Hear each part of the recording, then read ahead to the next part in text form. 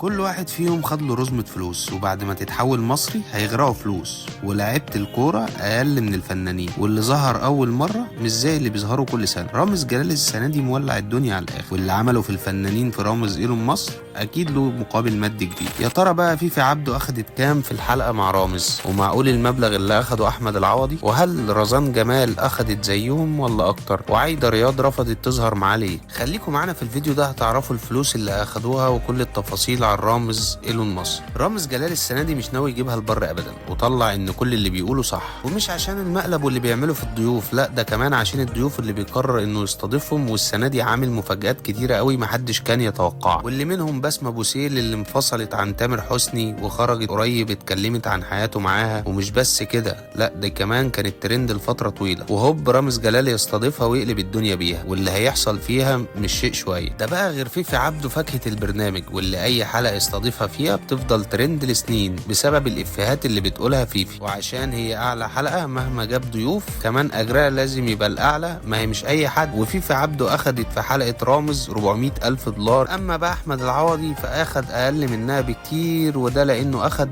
160 ألف دولار، يعني بالمصري يجيله حوالي 8 مليون جنيه. ونور النبوي عشان لسه جديد في الساحة وما بقاش ليه شعبية كتير فأخد 3 مليون جنيه بس. ما موضوع الأجر ده بيمشي على حسب نجومية الضيف. محمود حافظ بقى رغم صحبيته لرامز جلال بس ده ملوش علاقة بالفلوس اللي بياخدها من البرنامج، فأخد 2 مليون جنيه وبس. ومصطفى أبو سريع وصل خلاص بالمال الحلال أهو، وأخد على الحلقة حوالي 1,750,000. بس اللبنانية رزان جمال فقفشت كتير، وجمالها ونجوميتها في لبنان ادوها وضع حتى في الفلوس، وأخدت من رامز جلال حوالي 5 مليون جنيه. ونجوم الرياضة بقى حاجة تانية خالص، واتقسموا فئات عشان ياخدوا فلوس، وكل واحد على حسب شهرته ونجوميته. أول واحد بقى في الفئة الرياضيين هو طبعا عمرو مرموش، واللي أخد في الحلقة حوالي 300 ألف دولار، يعني بالمصري 15 مليون جنيه. وبن شرقي وزيزو ياخدوا بس 200 ألف دولار، يعني بالمصري 10 مليون جنيه.